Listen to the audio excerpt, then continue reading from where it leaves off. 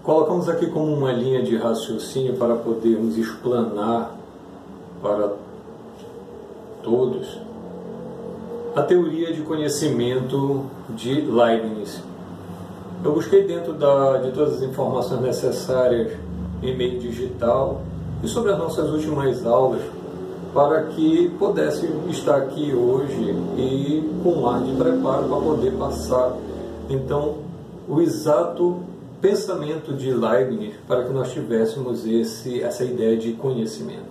Mas antes de falar sobre isso, eu gostaria de falar um pouco da historiografia, da bibliografia de Leibniz. Gottfried Leibniz foi um filósofo matemático alemão, estudioso do cálculo integral e do cálculo binário, que seria futuramente importante para o estabelecimento de programas de computadores. Ou seja, olha o quanto ele foi importante na história e com o desenvolvimento através da matemática para ter colocado essa ferramenta para nós até os nossos dias. Foi criador da teoria das mônadas, unidades primárias do universo que compõem todos os corpos. Leibniz nasceu em Leipzig, Alemanha, no dia 1º de julho, em 1646. Ficou logo órfão cedo de pai e foi criado pela mãe, que lhe transmitiu rígidos valores religiosos. Entrou na escola Nicolau com apenas 7 anos, estudou latim, grego e adquiriu esse conhecimento de forma autodidata. Aos 14 anos, este notável entrou precocemente na Universidade de Leipzig e graduou-se em filosofia com a tese Meditação sobre o princípio da individuação, onde apresentou o conceito das nossas já conhecidas mônadas, as unidades primárias do universo. Em 1663 recebeu o grau de mestre em filosofia. Em 1666 publicou sua tese, dissertação sobre a arte combinatória. E na Universidade de Altdorf recebeu o doutorado em Direito. Portanto, nós temos um filósofo completo, cheio e enriquecido de muito conhecimento. Porém, a filosofia para Leibniz pode ser vista como um conjunto de princípios de organização que estabelece a relação da liberdade entre vários elementos do mundo. Para Leibniz, a razão é possibilidade de estabelecer relações entre esses elementos. Uma relação lógica que é organizada através daquilo que tanto ele conhece, que é a matemática.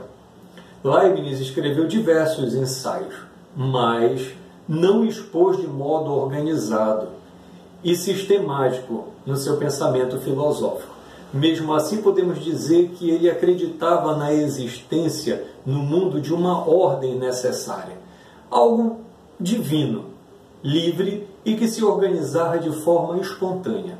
Essa ordem se desenvolvia segundo o melhor modo possível, ou seja, dentro de várias possibilidades. A criação do mundo, tal como o encontramos, seguiu uma ordem geral e uma regularidade. Entre as diversas possibilidades de organização do mundo, Deus escolheu a melhor de todas, a que mais se assemelhava à sua própria perfeição, a mais simples de todas, porém não menos importante. Em outras palavras, o mundo que temos e no qual vivemos é o melhor do mundo possível. O mundo existe, o mundo existente, desculpe, melhor assim dizendo, era então uma possibilidade que se realizou segundo uma regra, que não é necessária, mas que foi aceita de forma livre pelos elementos que configuravam o mundo total como ele é. As possibilidades de organização do mundo são infinitas, mas Deus escolheu de forma livre entre a melhor possibilidade e fez isso usando a razão. Dizer que o mundo tem uma ordem não é o mesmo que dizer que o mundo é necessário ou dizer que o mundo necessita de uma determinada ordem. A necessidade faz parte do mundo da lógica, da razão e não do mundo real. Assim, Leibniz diferencia a verdade da razão da verdade de fato. As primeiras são imprescindíveis, não obedecem à realidade, se repetem indefinidamente e não trazem nada de novo e são inatas. As verdades de fato não têm em si a sua razão de ser dizendo a respeito ao mundo real. Elas são a realização de inúmeros mundos possíveis. O contrário de uma verdade de fato também pode existir. A ordem da existência das verdades de fato deve ter um princípio, e esse princípio é o que, de modo geral, a filosofia de Leibniz tenta encontrar. Então Leibniz se pergunta por que é que existe esse mundo em vez de nada. Esse mundo não tem em si uma razão de ser e de existir, e como não tem em si uma razão de ser, essa razão de estar fora desse mundo, para ele, a razão de ser do mundo está em Deus. E se nos perguntamos por que esse mundo é assim, a resposta é que é assim porque é o melhor mundo possível. E por isso Deus escolheu ser desta forma. Outro aspecto inovador de Leibniz é a sua teoria da natureza. Inicialmente ele acreditava que a natureza não dá saltos.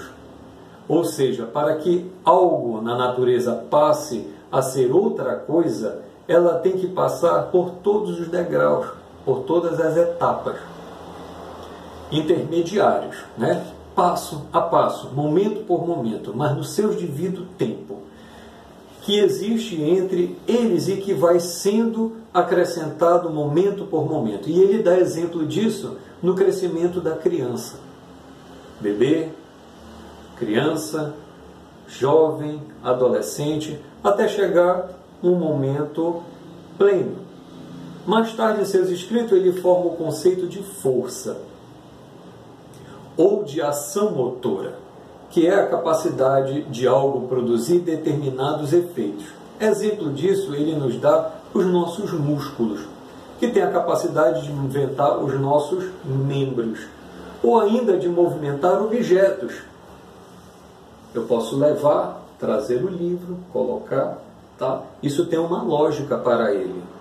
E isso ele vai nos explicar um pouco mais na frente, tal qual como o crescimento da criança. Criança, jovem, adolescente, né? Até o estágio perfeito. Mas a força é mais do que simples movimento. A força é algo colocado na natureza por Deus. E não é somente uma capacidade das coisas naturais, mas um esforço de um movimento ou de um efeito que pode acontecer se não for interrompido por uma força maior. Olha bem, que não seja interrompido por uma força maior.